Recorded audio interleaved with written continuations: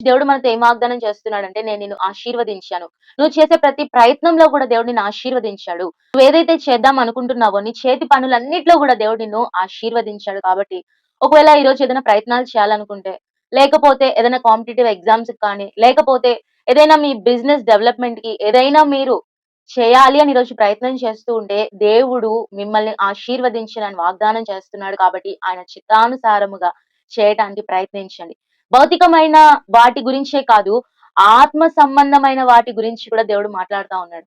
దేవుని పని కొరకై, ఆత్మీయత కొరకై, దేవుని సువార్త విస్తరణ కొరకై ఏదైతే మీరు చేయాలనుకుంటున్నారో, అది చెయ్యమని దేవుడు ఈరోజు మిమ్మల్ని ఆశీర్వదిచ్చాడు.